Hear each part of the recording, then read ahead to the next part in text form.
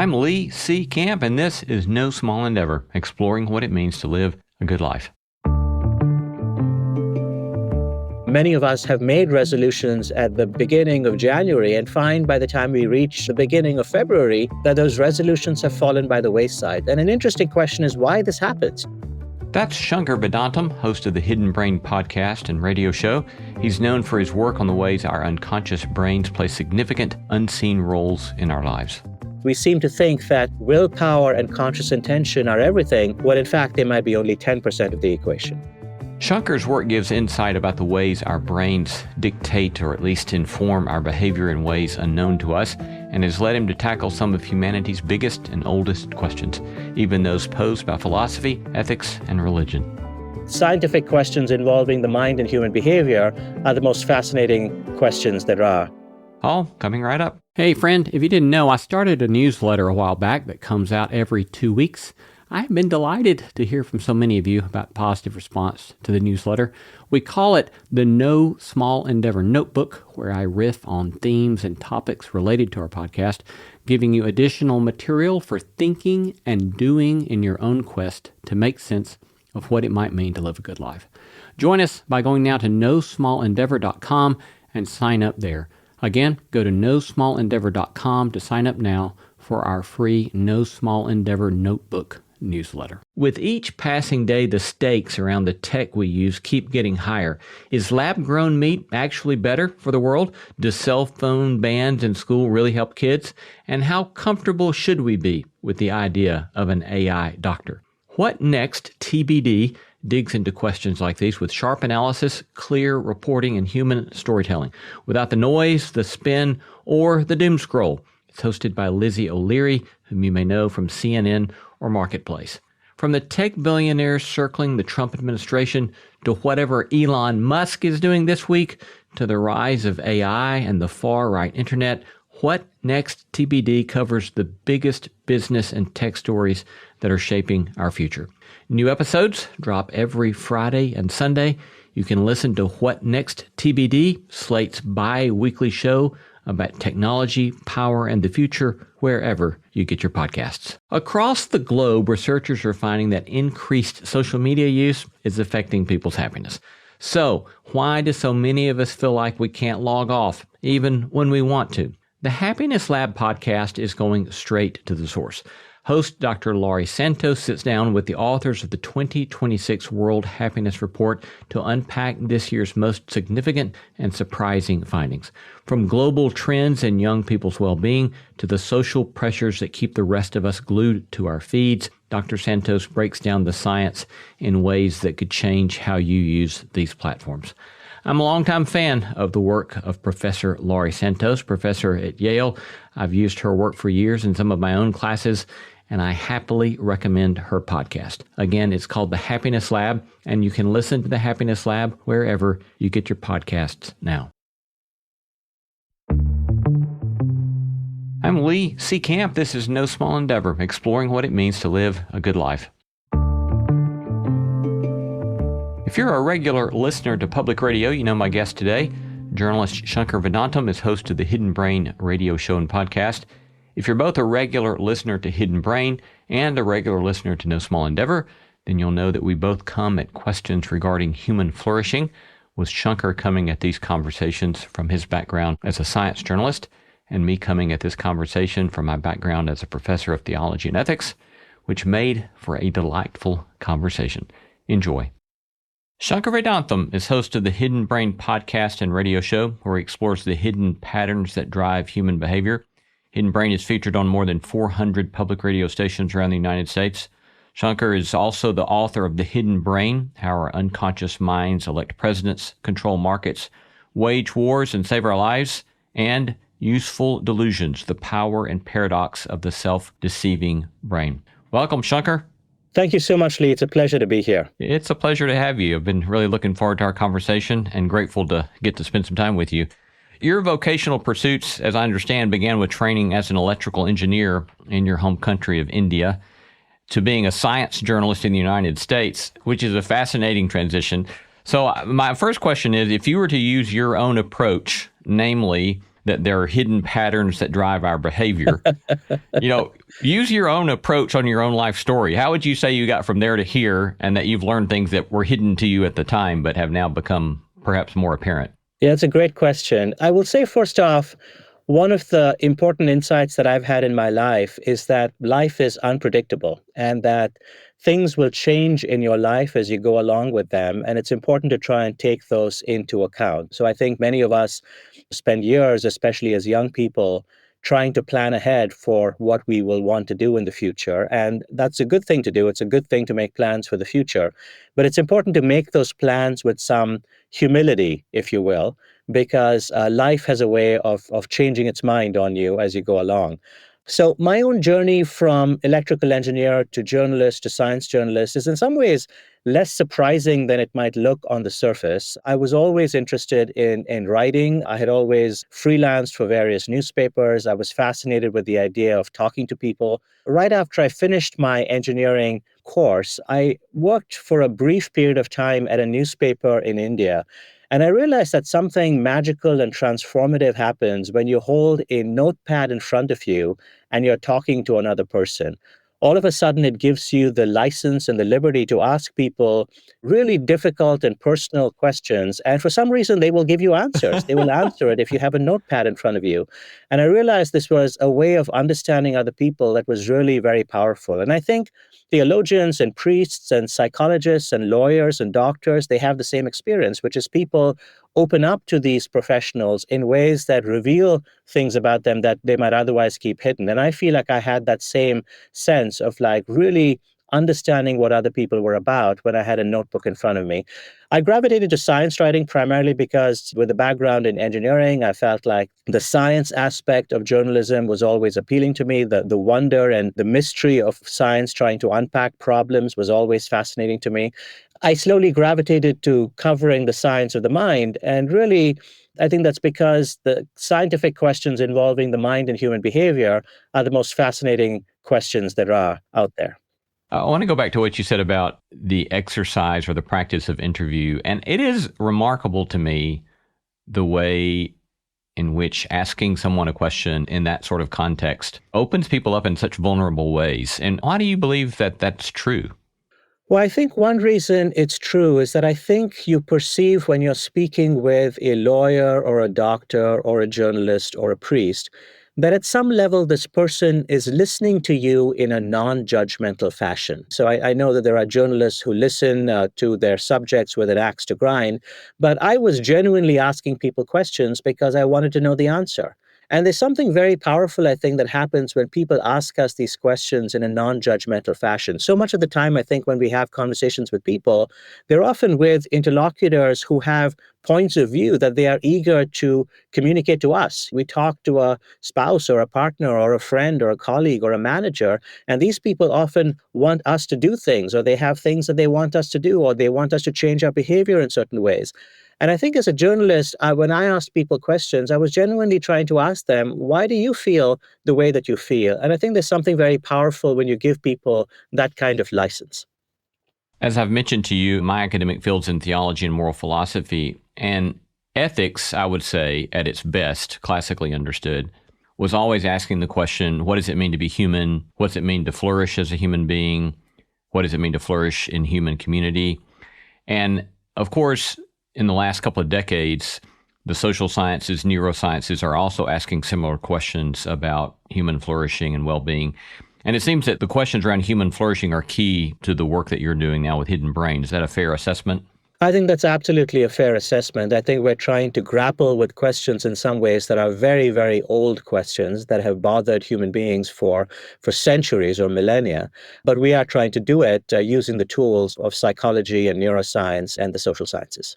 And you have some recent episodes, for example, where you're dealing with these questions of well-being. So unpack some of that more for us about what are you learning, what are you seeing from the various disciplines you're engaging?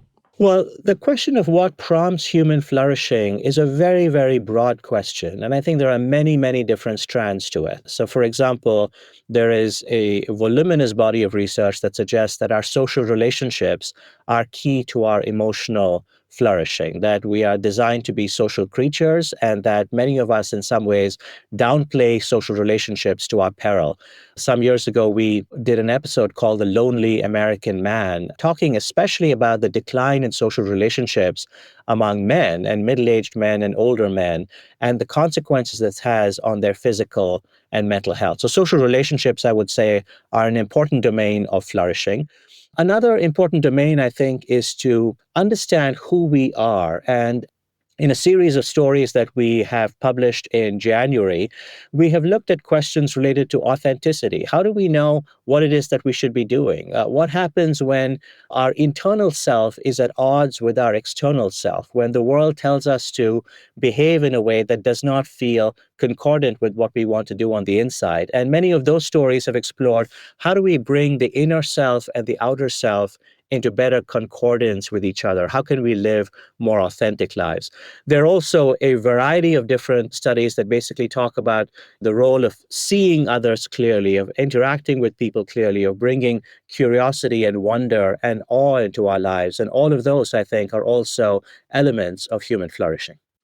One of the things that attracts me so much to this notion of human flourishing is how one doesn't have to grapple with these kinds of questions that are being raised very long until you start seeing how holistic it requires us to be in our thinking. So what you just said about social relationships, for example, so Aristotle talks about how we're social animals.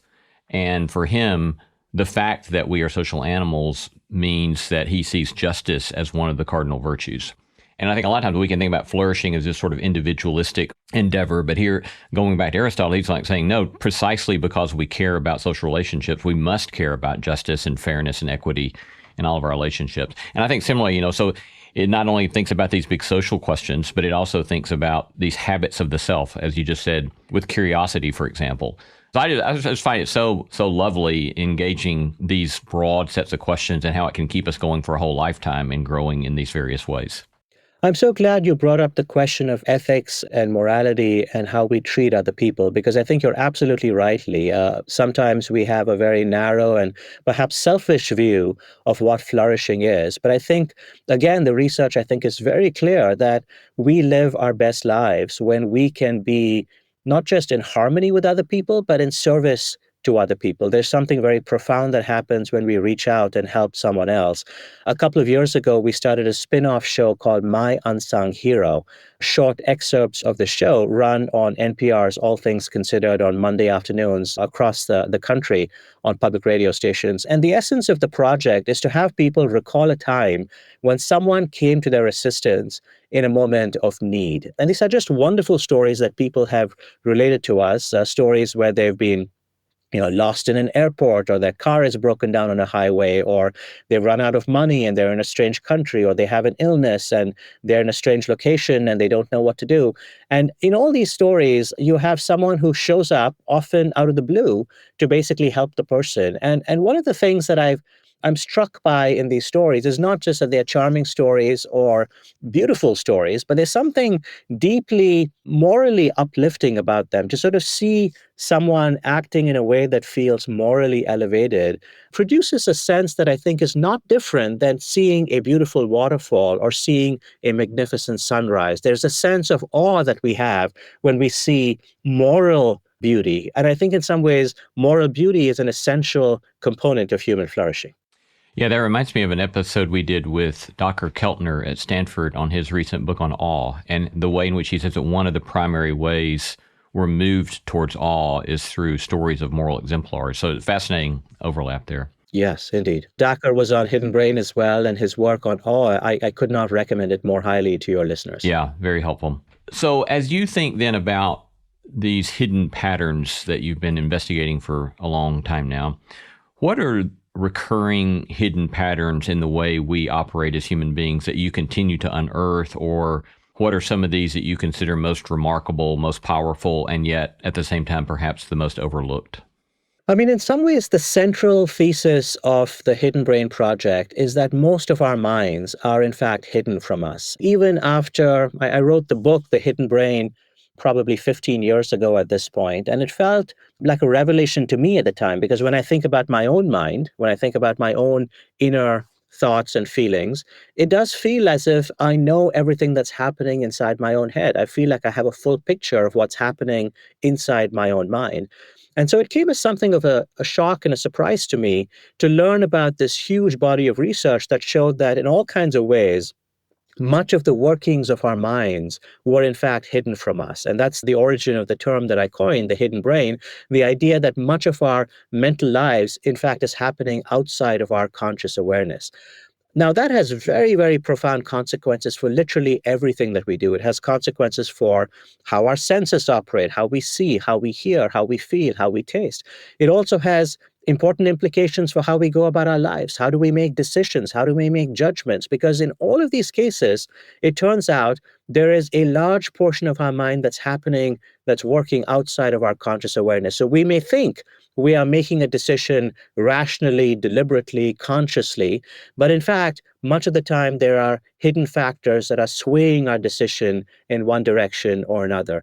I think that fundamental idea that much of our minds are hidden from us, and therefore, often when we reach conclusions, we should do it with more humility than perhaps we often exercise, is, I think, a central construct that continues to fascinate me. And even as I go about my daily life today, I feel there are all kinds of examples where I constantly have to tell myself, oh, that's my hidden brain at work. This is why I wanted to do something, but in fact, I wasn't able to do it. It wasn't because of a lack of will or intention. It's because I hadn't fully appreciated the role of the hidden brain in this decision that I was making.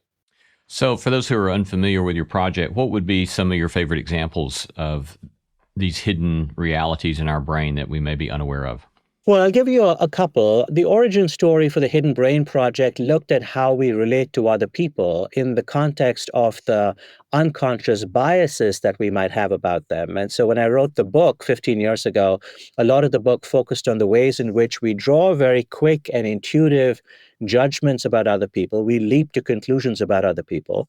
And what's striking is I think we do this so naturally and so effortlessly, and we do this all the time that we're not even aware of doing it. So if you ask most people, how do you interact with others? They will say, I'm very good at picking up what other people are sharing with me, or I'm very good at seeing what they have done and reaching accurate conclusions about them. But the research studies show over and over and over again that, in fact, we don't do this. That if somebody is elderly, for example, we have instantaneous judgments about who they are and what they are and how they might think. When someone is very beautiful, for example, we have instantaneous reactions about what the moral character of this person might be. So in all kinds of ways, we have these biases that are nudging us in one direction or another.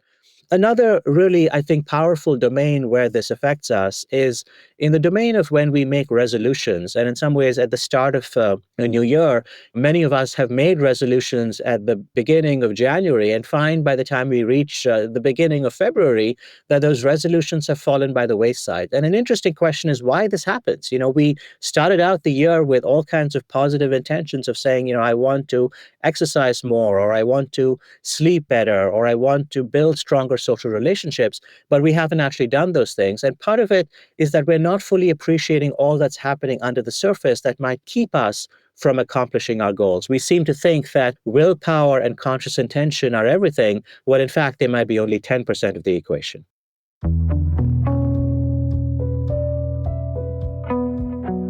You're listening to No Small Endeavor and our conversation with Shankar Vedantam. I love hearing from you. Tell us what you're reading, who you're paying attention to, or send us feedback about today's episode. You can reach me at lee@nosmallendeavor.com. You can get show notes for this episode in your podcast app or wherever you listen. These notes include links to resources mentioned in this episode, as well as a PDF of my complete interview notes and a full transcript. We also have a free bi-monthly newsletter in which I riff on themes and behind-the-scenes goings-on called the NSE Notebook. You can subscribe to that newsletter for free by going to our website at nosmallendeavor.com/newsletter. Coming up, Shankar and I discuss the goods of self-compassion, the practical shared goods of so-called religion, and what he means when he says that each of us has multiple selves.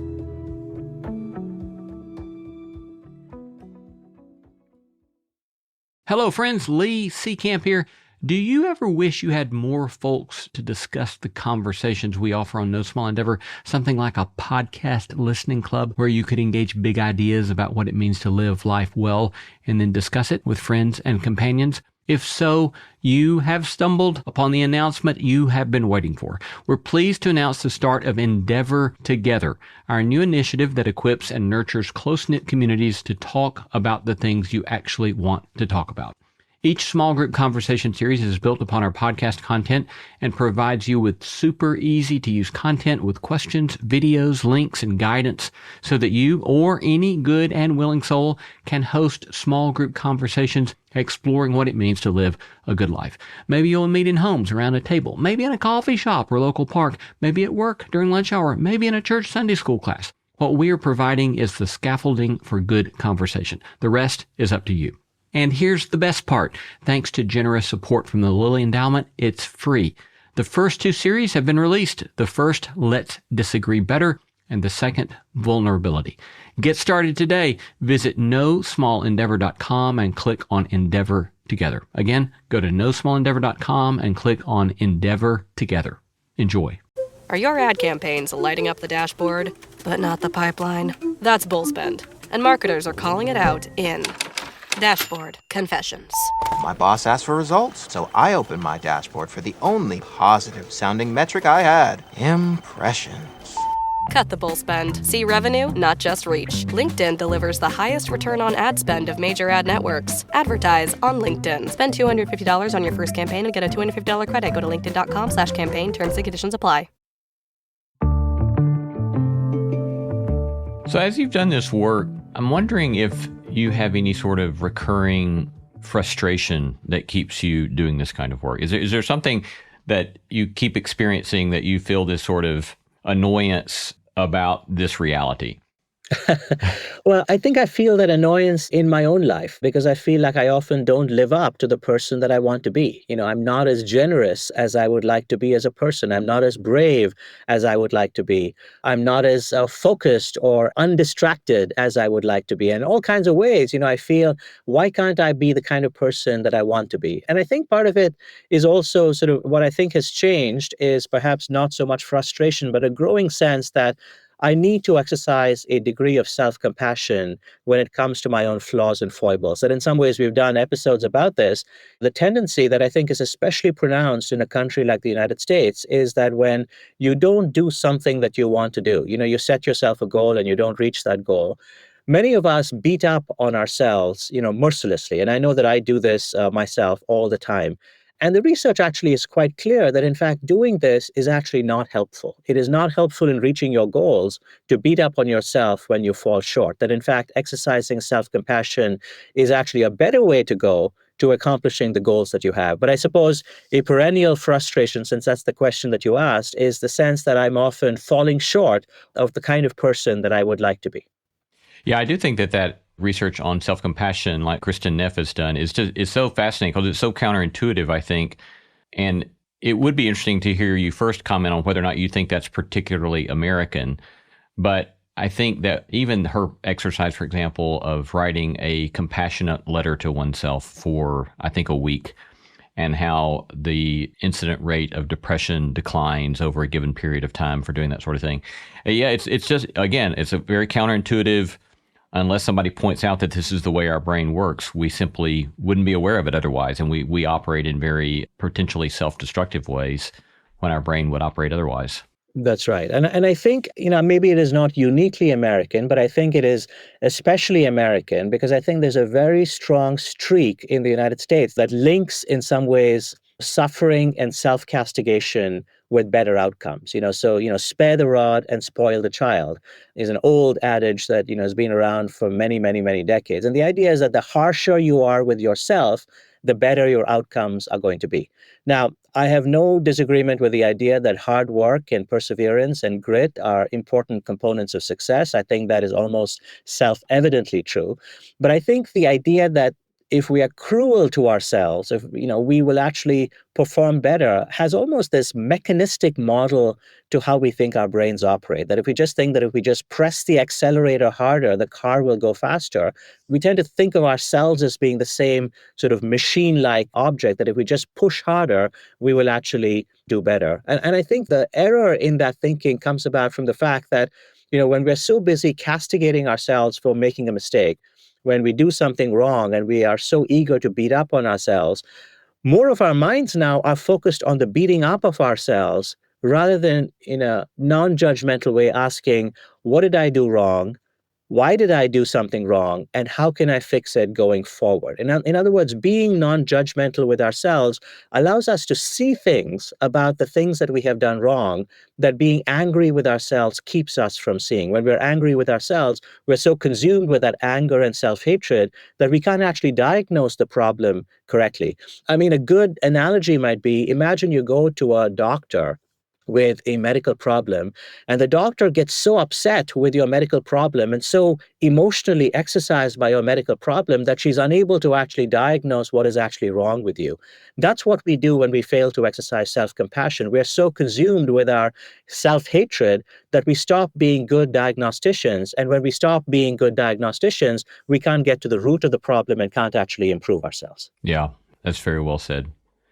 I'm wondering what sort of engagement with any particular religious tradition or philosophy has informed your life pursuits. I would say that one of the striking things that I have noticed in the last 10 years that we have been producing Hidden Brain is how often the ideas and insights that we're exploring have intersected with religious ideas that have been around for centuries. In some ways, I think the question that you're asking has sort of the arrow of causation pointed in the wrong direction as far as I'm concerned. I think it's less the case that my religious or spiritual interests have prompted me to go in a certain direction in terms of my research interests or the research that I'm interested in exploring, and more sort of the other direction, which is that the research I'm interested in exploring often has pointed back to religious and spiritual traditions that have explored solutions to these problems over many, many centuries. And I'll give you a couple. One of them just looks at the idea of treating other people well, right? Every religion in the world that has stood the test of time involves a mandate to basically treat your fellow human beings as if they were your brothers and sisters. And religious traditions, I think, preach this as a form of saying this is good for you in terms of your soul, in terms of your morality, in terms of your afterlife. And I think psychological research would say now, regardless of the soul and the afterlife, doing good things for other people is good for you in the here and now. It's good for your psyche. It's good for your mind, for your brain. It's good for your physiological health. Another interesting domain, I think, which is pointed in this direction is the value of mindfulness, of paying attention to how we're thinking, to paying attention to what we're thinking, to notice our own thought processes. And of course, mindfulness traditions have been practiced by many, many religions and many, many spiritual traditions going back, many centuries. And so for me, I think what strikes me is how much, modern psychology and neuroscience are finding their way back to ideas that have been, in some ways, preached for centuries or millennia. Yeah, that raises a fascinating consideration in some religious traditions. I'm thinking, for example, in the Christian tradition, you can find some who find pragmatism as threatening and some who find it as a necessary element of their faith. There's one strand in the Christian tradition that going back 500 or 600 years that argues that something is good simply because the divine has decreed that it is good. And then there's another competing tradition that says, no, things are good or not, and the divine speaks to us about that which is good and points us toward that which is good. These seem to have very important consequences down the rut of the alternative ways of thinking, right? So the first way of thinking could respond to social science findings, for example, and say, I don't care what the social science says.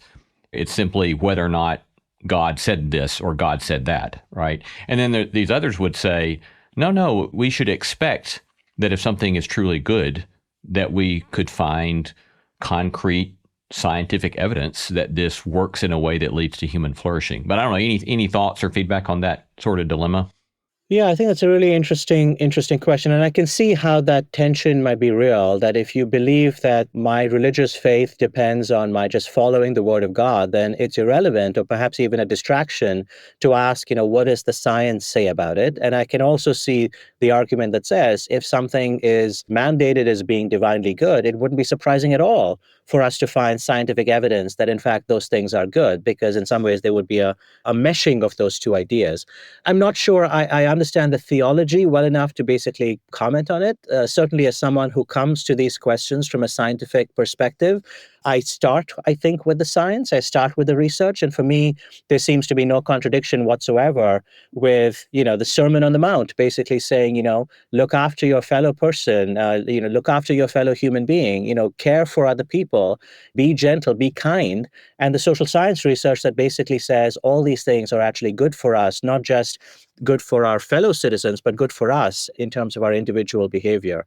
We've also done a few stories, and I don't know how this will strike the people in your audience who are believers, that looks at the idea of religions themselves as scientific phenomena. So if you think about religious ideas, and we have a multiplicity of religions around the world. You have Christianity, you have Islam, you have Judaism, you have Hinduism, you have Buddhism. There's so many religions. And of course, if you go back through human history, you will find there are hundreds of other religious traditions that have at various points risen and fallen over the centuries. And there is a body of psychological research that basically asks the question, how is it that we have the religions that we have today? And it looks at them in some ways as natural phenomena and basically argues that the religions that we have today have survived precisely for hundreds or thousands of years because they have helped human beings and helped human societies flourish in very important ways. That if they did not help us flourish in those ways, they would not be around anymore. I was in Mexico City to give a talk about a year ago, and I visited this wonderful museum of anthropology that they have in Mexico City. And it tells the story of civilizations that have risen and fallen over 2,000 or 3,000 years in the area that we now call Mexico. And what struck me as I went through this museum was a number of different religious faiths that rose and fell over the centuries. And you can see at different points, there are different kinds of religious beliefs that become popular. So in times of famine or drought, people turn to religious faiths that help them understand why it is there is a drought happening. How do we respond to this drought? How can we prevent this drought from happening in the future? But as technology improves and you have better irrigation and better control over weather systems, and now you're no longer as vulnerable to drought as possible, the same religious faiths that seemed to be very powerful when droughts were really widespread and caused a lot of damage, those religious faiths are less relevant to us today. They have fallen away because in some ways they're not fulfilling the need that arose in human societies. Now, I think some believers might again sort of look at this as social scientists basically stepping on their turf, and I fully understand that.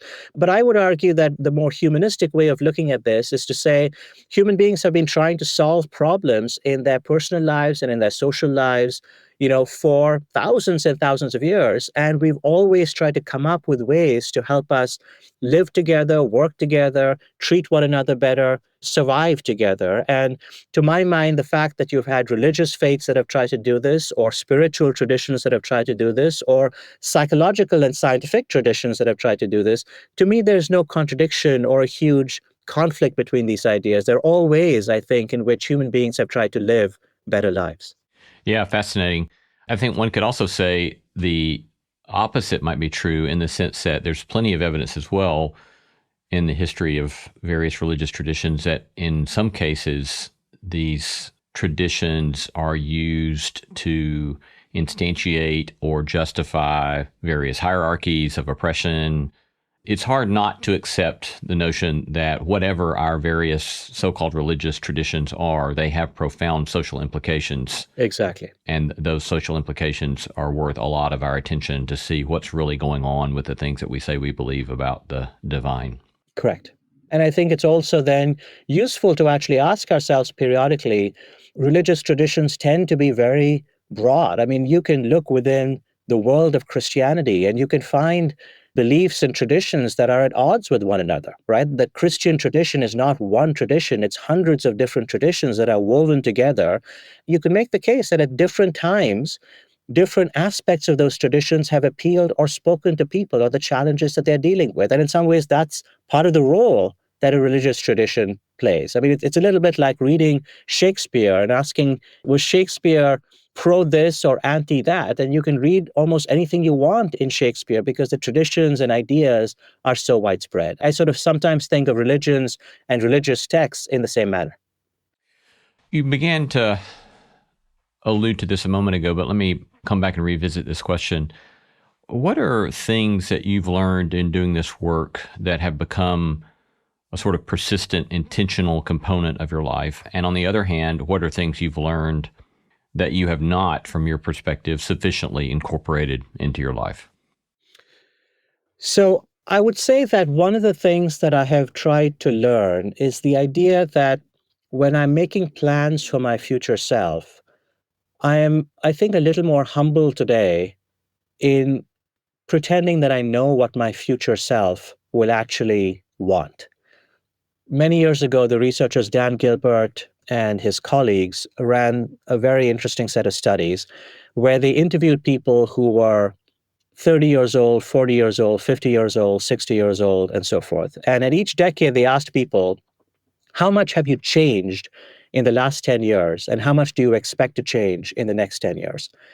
And what they found is that 30-year-olds said, I have changed a lot since I was 20. I knew nothing when I was 20, and I'm, much, much wiser and smarter today.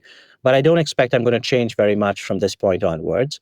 40-year-olds said, I have changed enormously since the time I was 30, but now I'm pretty sure, this is who I am. I'm not going to become a different person in 10 years' time. But of course, as you might expect, 50-year-olds said, I knew nothing when I was 40, but I think I'm baked now. 60-year-olds said the same thing. And regardless of which life stage you were at, people noticed that there had been significant changes in their lives in the last 10 years, but did not anticipate there were going to be significant changes in the next 10 years. And so there's a paradox here in some ways, which is that we assume that the people we are today is the people we are going to be in the future. And of course, even a cursory glance back at our own lives, even if you're 20 or 25, can tell you that you will change, and you will change dramatically in the next 10 years in ways that you cannot anticipate. And of course, that raises sort of really interesting and important questions about how we can make plans for our future selves when we don't know who those selves are going to be, when we don't know what they will care about. So many of us spend 30 years, 40 years, sometimes working at jobs that we don't like because we say, our goal is to help this person that we're going to become when we're 60 or 70 be happy. But if we don't know who that person is going to be at age 60 or 70, how do you make plans for that person? How do you know that that person is not going to look back and say, what made you think that this is what was going to make me happy? So I think I have become a little bit more humble on that front in terms of sort of pretending that I know what my future self is going to want. I'm more alert and vigilant, I think, to the ways in which I myself might be changing. So just because I've believed something, or I know something, or I feel something, or I have felt it very strongly for many years, I'm no longer as confident that I'm still going to feel those things very confidently, 5 years from now, 10 years from now, certainly, 30 years from now. I think some of the areas where I've fallen short, I think, have to do with, there's been a lot of research that shows that, having more time in our days, not being as rushed as we go about our days is good for us, that having time to reflect and to think. And again, this goes back to ideas in many religious traditions of time spent alone, of time spent in reflection, that these are really valuable things in our lives. I have found that very, very difficult to do in my own life. I feel like I'm constantly overstretched. I'm running between one thing and the other. This interview that we're doing here, Lee, I had to reschedule, twice because I had conflicts come up in my own life. And so I have not left much time in my life for reflection and contemplation. And I know that that is probably a shortcoming, that I would be a better person if I carved out some time to do that.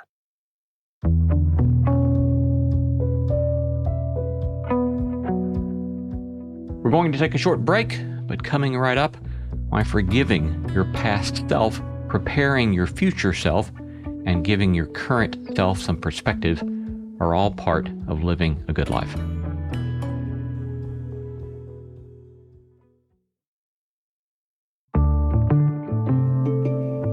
I'd like to go back to the first thing you said that you're trying to incorporate, and a sort of humility about your future self. And you've got this great TED Talk on this, in talking about this illusion of continuity. You're sharing one particular episode of your own life from your 12-year-old self and the way you had changed an important way to your 12-year-old self. And you said, now my 12-year-old self wouldn't just find this incomprehensible. My 12-year-old self would see this as a betrayal. I find that the way you put that very helpful, because I think it points to the way in which we experience certain inhibition to change. I think at our best, we all want to believe that we have some sort of sense of integrity, and that sense of integrity means that I shouldn't give up this vision of who I think I am or my convictions lightly or easily. And yet here we are with this ongoing change. And even as you were going through what we say at 20, what we say at 30, what we say at 40, I was sitting here thinking, well, I know that I've changed a lot in the last 15 years, but I don't think I'm going to change that much, that much over the next 10 years, So there's just this part of our brain that just doesn't want to believe that that's true. Yeah. So I don't know, any other ways to unpack that or help us to see that?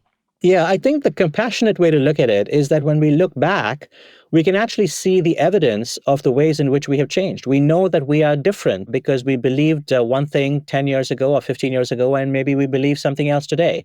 I think the question of betrayal is sort of a really fascinating question. And I think when I raised it, I was talking about how when I was 12 years old, I was deeply into soccer and I wanted to be a soccer star.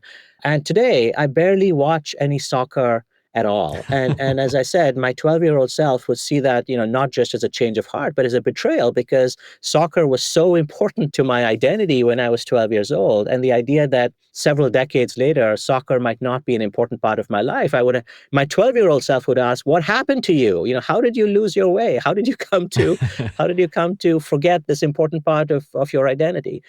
I think one of the important insights that this raises is that not only do we change over time, but I think it's also the case that we do not have one self inside of us. And I think this is the other very powerful illusion that we have, that there is one Lee inside you, Lee. There's one Shankar inside me. And this one person is inviolable as I move through my life. The truth is, I think we are constituted of many, many different cells. Some of these cells are at war with each other.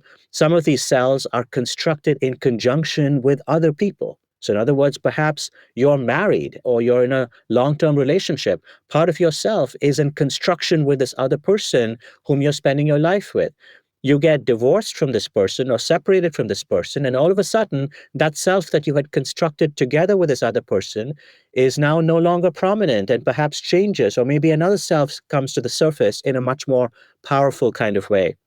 And I think the fact that many of us fail to understand that we have different selves inside us is part of what causes this feeling of betrayal, that when another part of ourselves in some ways comes to the fore, a decade from now or 2 decades from now, our younger selves might say, how come you have changed, when in fact that other self was actually always inside us as well. One way, again, to have a little bit more humility is to actually recognize that we have different sides to ourselves. And I think the modern world, and especially, social media, don't lend themselves very well to this sense of humility. We're always expected to express ourselves with great confidence, with great certitude, to be very confident about our views, to say, I know exactly what I need to do, when in fact we might have doubts within ourselves, and those doubts might in fact be pointing us to very important aspects of ourselves that we should not downplay.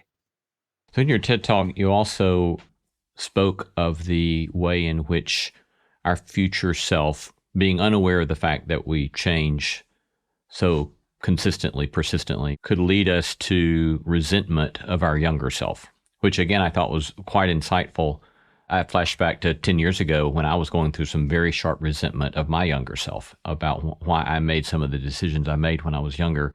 And I did so precisely because I thought, well, this is what it means to be me, right? And this is, but give us some direction or thoughts on how we can avoid that kind of resentment of the younger self. I mean, in some ways, I think part of the story is what we discussed at the start of our conversation, Lee. As a journalist, I interviewed people And I interviewed people without having an axe to grind. I was genuinely interested in why they did what they did, how they came to be where they are. I was asking questions with curiosity. And I think people picked up on that curiosity, which is why they opened up to me and they shared things with me that perhaps they have not shared with the people in their lives who they were closest to. They might not have told those stories to their partners or their children or their colleagues at work, but they told them to me, who was a perfect stranger, and all because I evinced genuine curiosity. And I think the power of curiosity is something that I think is deeply undervalued in our lives. And I think it actually is the answer to the question that you're asking, which is when I'm thinking about my older self and I don't know who that person is going to be, it's helpful to look at that older self with curiosity, to ask not just, this is who I'm going to be in 20 years' time, but to ask myself the question, who can I be in 20 years' time? What are the different possibilities that I could explore in 20 years' time? So to look at it with curiosity. And similarly, when we interrogate our younger selves, when we have done something, for example, that maybe we shouldn't have done, maybe we committed a crime 20 years ago. Maybe we did something that was deeply embarrassing. Maybe we did something that blew up a career or blew up a relationship 20 years ago. It's understandable that we have, rage and anger and regret for the person we were, for the actions that we committed. But a better approach might actually be to say, let me understand why you did what you did. Help me understand how you came to think that that was the right thing to do at the time. Curiosity is a very powerful tool in our arsenal to really bring self-compassion both to our older selves as well as to our younger selves. It also seems to take a great deal of courage, I think, to presume that I'm going to be capable or somehow what I need will be provided as I change or as I encounter things that require me to change, though that may evoke a great deal of fear or anxiety, that the courage can allow me to kind of step on through that. Yes. And I think that's a really important question and point that you're raising, which is, I think, many of the reasons that drive our focus on our future selves stem from anxiety, stem from worry. What is going to happen to me if? What might happen if? What will this person do if? If I do this, is this other person going to be mad at me? So much of our lives are spent in some ways, focused on the future. And of course, we don't know what the future is going to hold. We don't know what we will think in the future. We don't know how other people are going to behave in the future. And this in some ways goes back to the idea in many, many spiritual traditions, including, the Hindu tradition in which I was raised. One of the important ideas there was try not to live in the past and try not to live in the future, but try as much as possible to live in the present. Now, it's easier said than done. I feel like I spend most of my life living in the future, trying to plan ahead and figure out what I'm doing, 2 months from now. I have a calendar that looks insanely busy 3.5 months from now, which seems really ridiculous to me. But really, all of that insight is the more time that we can spend in the present, being aware of the present, being mindful of the present, acting in the present, the less we're worried about the future, the less we're regretful about the past, the happier and more fulfilling our lives are going to be. So last question for us. I haven't read this book, but I know you have a book of short stories, The Ghost of Kashmir. And as I understand it, you're grappling with kind of divisions of politics and pride, especially between India and Pakistan. I wonder, one, why that particular writing for you, but more broadly, more abstractly, what are you hoping we might see that might help us navigate the sorts of sharp hostilities or partisanship that we're dealing with in our world today? Yeah.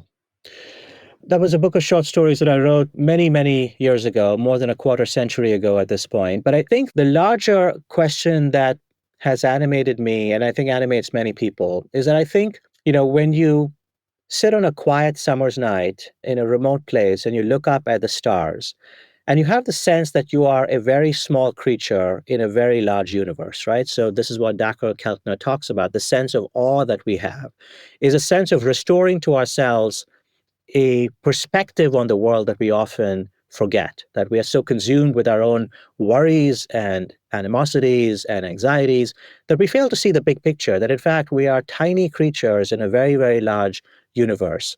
And in some ways, restoring that sense of perspective is really vital to our well-being. I often think about that idea. Imagine you're a traveler who is coming from a distant part of the universe. And, it's a lonely universe and an often bleak universe. And for much of the universe, in fact, there are no signs of life. Perhaps there's no life elsewhere in the universe. Perhaps there is, but as of now, we don't know if there is intelligent life elsewhere in the universe. And if you're a traveler from a distant galaxy and you travel across many millions of miles of space and you stumble on this tiny little blue planet where we are one species among many millions of species on the planet, and this is the only planet that we have, this tiny speck of life in this vast universe of darkness and bleakness. And then you see human beings on this planet, carve up the planet into, hundreds of different territories and then massacre one another and harm one another. And even within these territories that we call countries, people are at each other's throats all the time. Surely this person from another distant galaxy will say, don't you just realize what it is that you have? How can you be at each other's throats when you have this incredible gift of being alive in this special place in the universe? And I think that's the question that I think often I have when I think about many conflicts in the world today, not just between India and Pakistan, but many other conflicts that we have around the world today, which is I think they often stem from a lack of perspective. And this is true in our interpersonal lives, by the way, not just in our geopolitical lives, which is very often when we are at odds with someone else, the antagonism and conflict that we feel with another person tends to occupy 90% of our worldview. But in fact, if you had the perspective to think about this clearly, the conflicts that we have with most other people might only be 5% of our total worldview. That if we actually sat down and cataloged all the things in our lives that involve this other person, we might come up with any number of examples of ways in which they agree with us, or we agree with them, or we're on the same page, or we have the same values. But so much of our minds are so focused on points of disagreements that those points of disagreements eventually expand to take up our entire worldview. I think part of the work of psychology and psychological science, but certainly also the view, I think, of many spiritual traditions, is to restore that sense of perspective that says, what is the bigger picture here? What are we in this together for? How can we be each other's brothers and sisters? And I think when we have that, we are going to live much more happy and fulfilling lives. Been talking to Shankar Vedantam, host of the Hidden Brain podcast and radio show. Shankar, it's been a delight to talk to you today. Thank you so much for the conversation and your good work. Thank you so much, Lee. It's been an honor.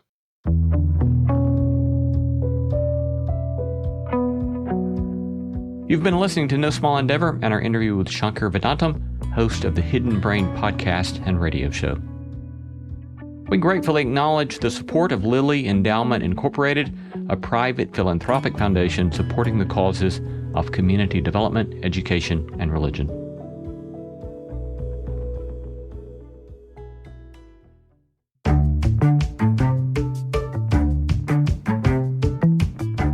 Our thanks to all the stellar team that makes this show possible: Christy Bragg, Jacob Lewis, Sophie Byard, Tom Anderson, Kate Hayes, Mary Evelyn Brown, Carriot Harmon, Jason Cheesley, Audrey Griffith, and Tim Lauer. Thanks for listening, and let's keep exploring what it means to live a good life together. No Small Endeavor is a production of PRX, Tokens Media LLC, and Great Feeling Studios.